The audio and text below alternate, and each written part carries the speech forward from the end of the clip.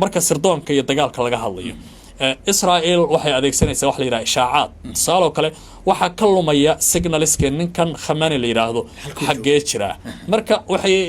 deynayaan xog la yiraahdo waliba qof saro rafiicul mustawa aad u sareeya laga hadal siinaya wax la leeyahay dadka aamini karaan waa dhintanka soo isku muujiyo la yiraahdo warma dhimana waa noolahay kadibna signalka la raaco halka lagu qaarijiyo dood kala marka hadana halkan ku jirto la leeyahay ninkan in la dilo maxay muhiim u tahay Cabduliyow dagaalkii 9 bilood ka hor dhacay June 12 maalin soconaya Israel weerarka qaatay Mareykanka uu ku biiray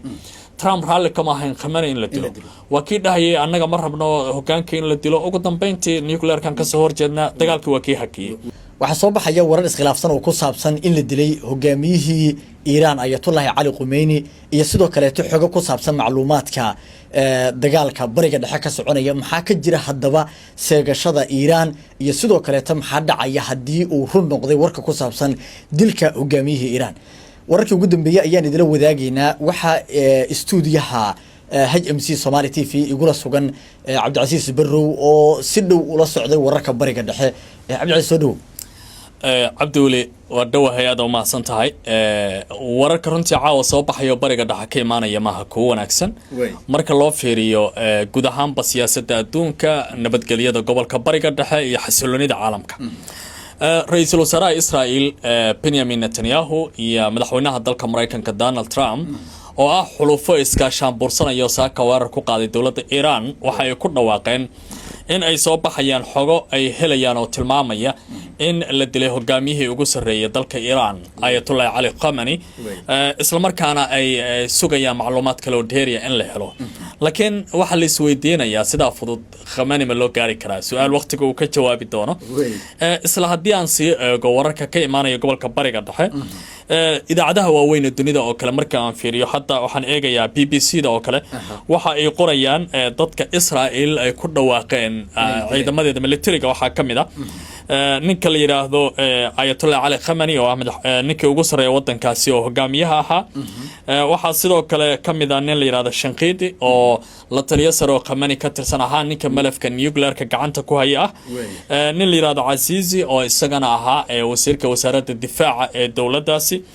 iyo rag kale oo runtii muhiim ahaa oo dawladdaasi la yiraahdo jamhuuriyadda islaamiga Iran xubno muhiim u ahaa Cabdicasiis halkaas markay marayso aan wax ka weydiiyo dabcan Israel waa la ogyahay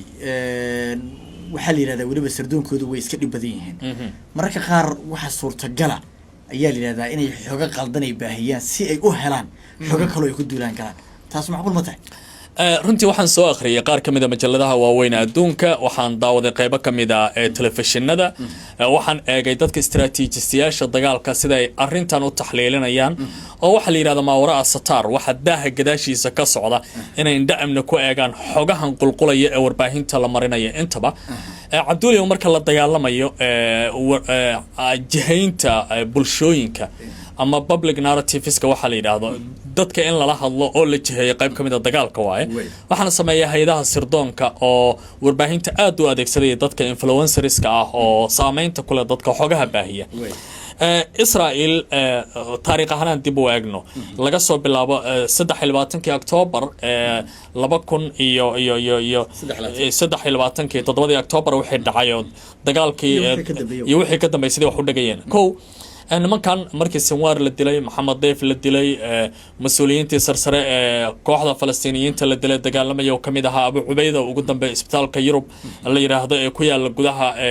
magaalada Go'doonsaneyd ay ku bartilmaameedsadeen iyo markii la dilay hogaamiyay sare ee Hizballah Nasrallah oo kale ay dileen oo ninkii isaga bedelay la dilay qaybo kamid ah madaxdii Iran la dilay saraakiishii ka shaqeynaysay nuclear-ka aysan hanada ahaa la dilay inta markaad eegto waa sheegayeen waxay lahaayeen waa la dilay xoga macluumaad la helay Mossad-aan arinta ka shaqeynaysay hadda marka dhammaan dhinacyadaas marka hore waa beeninayeen waxay dhahayeen على قيد الحياة والنول يعني واجرا وحاسوابين لكن ugu dambeyntii warqadihii tacsiida ay markii dambe keenayaan hadda Netanyahu inuu warbaahinta hor yimaado ويرادو نكا دونيدا وإسقى هولالي الدلة أما وحن هينا عديمان هينا أو حكتنا عن هينا عن كل سنة ترامب وإم بي سي لهلا يدلك أمريكا كان تلفون يسوي كل هلا يرادو شكوين كان هلنا ربي يوجهن رنتي حالته ما سهلنا مركز سيق روح بدن لو إيجو يسيد قبرة وحور دقيان لكن سؤال اللي سويدين يوعي طاي إسماعيل بقائي أو سير فينك وسارة أرماد دبادة إيران حلي عباس عراق شنوا حلي لما أنت دوحي ليهن والنولي هاي ولبوا حاول قدرنا نك اللي يراد إسماعيل بقائي أو هذا اللياب للجديد وحليه هاي نكن وحو كجرا قولك هجد الدجاج سجع عيد ماضي الله الله حارس الثوري سجع هجامين عيد ماضي من الترجع وحن نبي سجع بحنايا دجال كان سعودة أمر خمانيا قوتنا ولا مركا نمك هو إسكر هادينيا نرجع كالمركا ضو فيرسو قبرة قارو حليهن مركز سردون كي دجال كلا جهاليه إسرائيل وحي أديك سنة سواح ليرا إشاعات صاروا كله وح كلهم يا سيجناليست كن كان خماني ليرا هذا حقيقة شراء مركا وحي دينا يعني حق ليرا هذا يقول بقف صار رفيع المستوى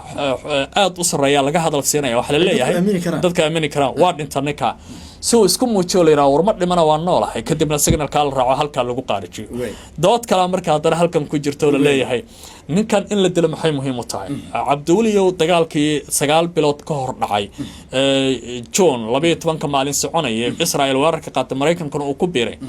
Trump raalli kama ahayn Khamenei in la dilo wakii dhahayay annaga ma rabno hogaanka in la dilo ugu dambeyntii nuclear kan ka soo horjeedna dagaalkii waa kii hakiyay حتى لكن إسقى تلفزيونات اللي هذا يقولها نكوا حجابتي ساسي وبنات وح إسبدلية هيكل كي دولة نماذج أمريكان كي يقول عن قاعدة شذا كو نيكولاس مادورو وفنزويلا تشوجي ماركيو ترامب سوق بتوحو وقاعد دولة دي سنة باورفول تاي وعتهور استاي كرتي سنشري مركو عربا تاريخ بوربا مركلين وقروي هذا مدحوين ديوان ك ذهبي قال لقوا قرا أمريكان كان نقرأ الناشنال إنترستيجا سكورتيجا اللي حرير أمريكان كان كشقين يا سيدا درادة مركو حولية هاي مرحلة دي أنا مدور السؤال المية دلت فرصنا وإن ميت كخميني كانان ولبو حليين هذا قد كي اللي قدو قيا صدن كبنبال وقول رفتيقوري جيسي ظهران كيالي أيو قد كي كوهش جرا مركا دوتا مركا فيروس رونتي wax sahlan ma aha laakiin waqtiga ka jawaabi doona عبد العزيز waxa kale oo arkayay Mareykanka oo digniin u diray muwaadiniintiisa ku nool Djibouti waa qaaradda Afrika weyn ognahay waa geeska Afrika waliba سلقي هالكا كوي اللي أمريكان كلها واحد اللي يهي لفتر كيس وو يريد دقاقي حوتيين تروا كوي هنجبي تالفتر كيس محيك دقانت نيو هرتا دقالك waxaa laga baqayaa afkaar diimeed in loo rogo saala ku sheegaya nimanka xisballah garabka jooga Iraq waxay ku dhawaaqeen Khamenei hadii la dilo amar inay sistani ka qaadanayaan fadwa oo bixinaya dagaalka ay diimeynayaan nimanka xuutiyiinta waa hadleen qaybo kamida ururada la olaga gobolka jooga sidoo kale waa doodeen Djibouti maxaa loogu dagayaa Djibouti horta waxay ku taallaa saldhigaasi iyo waliba dadka Mareykanka halkaas ku nool goob xasaasi ah ku sugan yihiin kow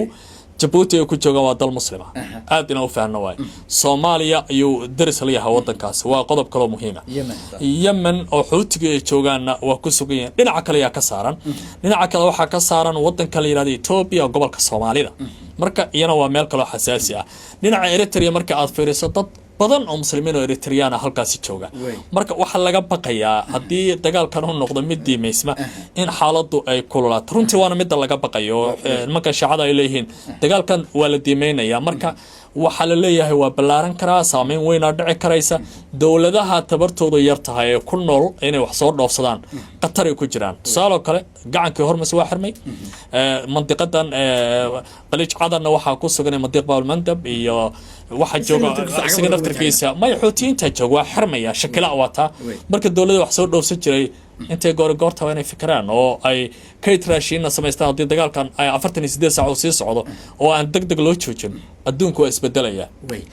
haddii Cabdi Casiis marka dib aan ku celinaya haddii ay noqoto sax warka ku saabsan in la dilay hogaamiyihii Iran maxay ka dhigan tahay maxaa dhacaya ne wax weyn horta isma bedelayaan hogaamiye in la dilo waa wax Iran ku adag dagaalkana niijo badan inuu keena laga yaabo laakiin Iran hogaamiye gacan nin ku arursan horta ma ahayn xukunkan delegation ay ku sameeyeen hoos loo daadajiyay waxaad moodaa qalfooftii qaab dhismeedku inay kala bedelan tahay marka xarasta thawri haddii nin laga dila nin baa kusoo boodaya dagaalka hore waxaan ku baranay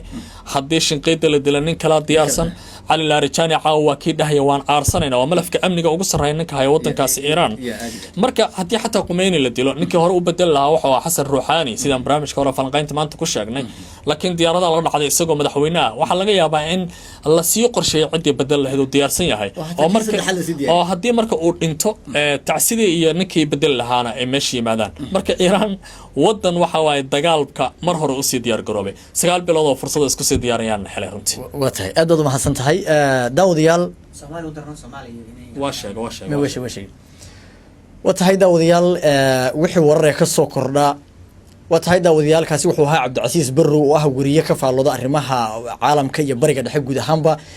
wixii warar ka soo kordha arrimaha ka taagan bariga dhexe iyo sidoo kaleeto warka ku saabsan hadba wixii ka soo kordha xaaladda sheegashada Israa'iil ah in la dilay hogaamiyihii Iiraan Ayatollah Ali Khomeini halkan ayaan idin kula wadaagayna